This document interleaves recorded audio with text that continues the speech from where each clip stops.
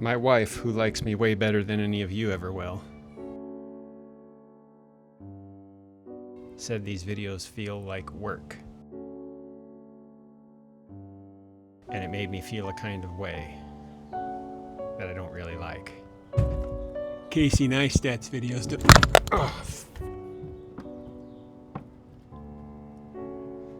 I think I'm gonna leave that in there. Casey Neistat's videos don't feel like work. They feel like play. I'm not gonna model myself after Casey Neistat, but it can't be as hard a work either. I don't know what my brand is. I was hoping it would just naturally emerge, but what's naturally emerging feels like a textbook to people. And that's not okay, which is to say, I'm not okay with that. How do I share my love of the things that I'm talking about with you in a way that makes you feel the way I feel about them? I try, and it doesn't work. When I was thinking about starting this video series, one of the first ideas I had was that I needed to talk to my friend Edward Newton, because he helped start a very successful YouTube channel. And they got invited to give a TEDx speak in like New Zealand or something.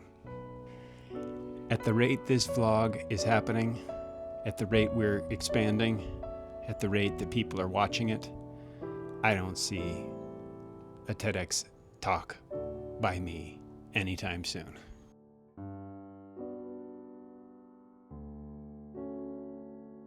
I'm reminded of this scene in one of my favorite movies. We are willing to help, Lord, but what, if anything, is needed? A river runs through it.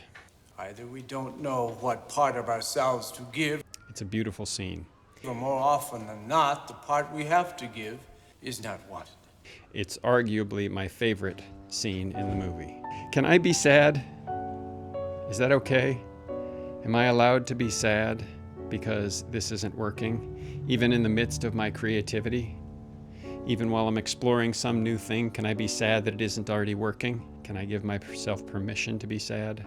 I don't know if I can give myself permission, but I'm taking the liberty of it. I feel sad. 24 people watched last week's video, and I really cared about that, and I put a lot of work into it. It matters to me. I mean, it is a sketch pad, but like, I care about what I'm doing. I care about my craft, my vocation. One of the many iterations of John prior to being a filmmaker was that I was a musician. We never had any gigs because I quit it before we could get any. Because in the same way that I love filmmaking, I do not love making music. I can do it. It's something within my skill set. I got pretty good at guitar. I don't have one now because somebody stole it. And I don't really miss it, and I wouldn't play it even if I did have it. But I realized that the version of success as a musician is doing the same thing every night in different cities for different groups of people, or maybe the same group of people that follow you around if you were in the Grateful Dead. I don't want dead heads. I don't like repetition. But I want to sing you one of the songs because it feels appropriate to the way I'm feeling right now. I am alone, I am a loner, I am a nomad. I have traveled and I have seen, and have felt the touch of time. I have held the woman and I drank the wine, but all that is gone now.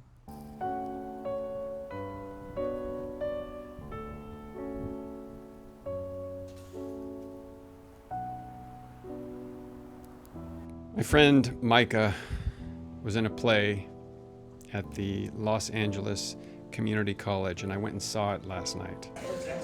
A friend of mine's in a play at a local community theater, and I came out to watch it, and it's Thursday night. And the play was basically about somebody trying to give something good to the world, to try and help people, and most of the people he was trying to help rejected his help. At the end of it, partially because of Micah's performance, I cried. And I'm pretty sure, other than Micah, I was the only person in the theater crying. And I don't know if it's the play or if it's resonance with where I'm at right now. I feel like I have something beautiful. I feel like I have something important. I want to share it, but only 24 of you watched. I know the error is on my part.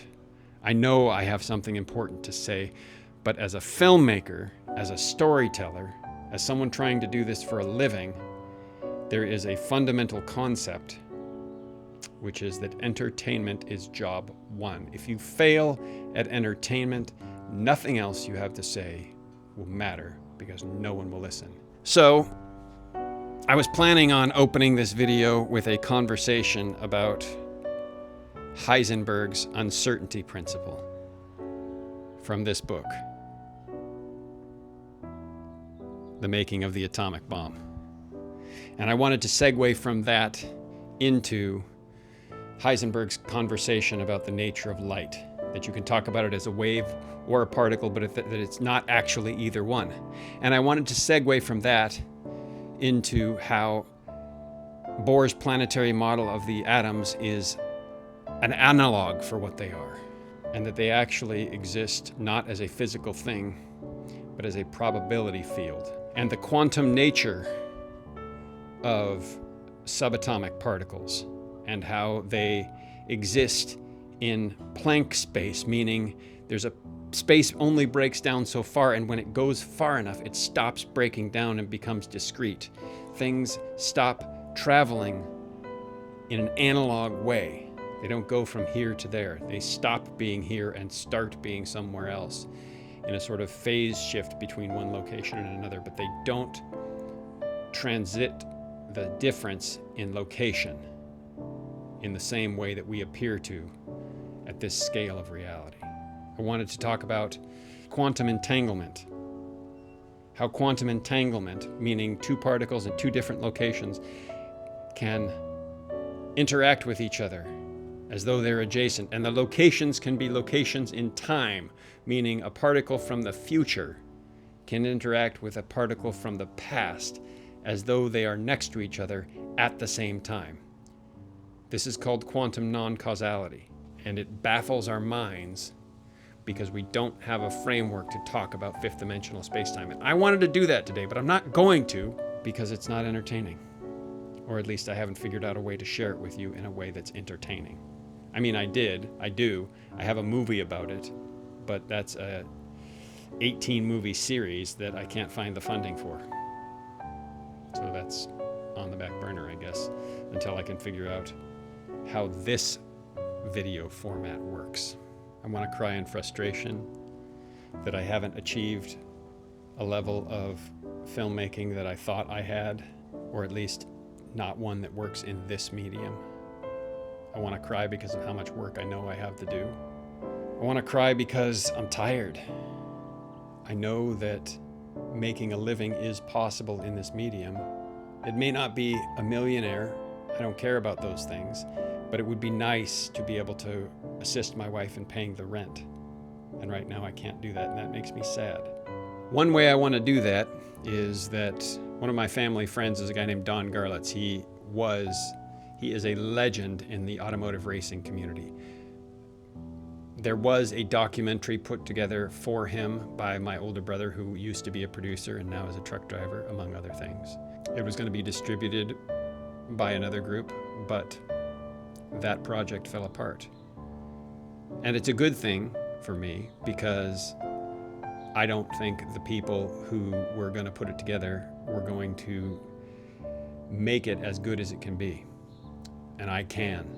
And if I do, if I pitch it right, if I figure out what Don wants and how he thinks today, and share and make a little pitch video for him, which I've done for a lot of my other projects, in a way that appeals to him, then I can have that job and I can make enough money to help my wife help pay our rent. That is not what these videos are. That video will not live on my YouTube channel. I have traveled and I have seen, and have felt the touch of time. I have held the woman and I drank the wine, but all that is gone now. But all that is gone now.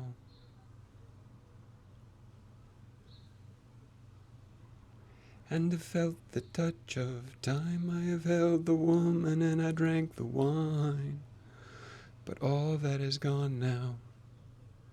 It's not gone. I'm in love with my wife. And I don't drink wine anymore, mostly. I drink scotch. because it's more effective and my body doesn't hate it as much. My body doesn't like tannins. Who knew?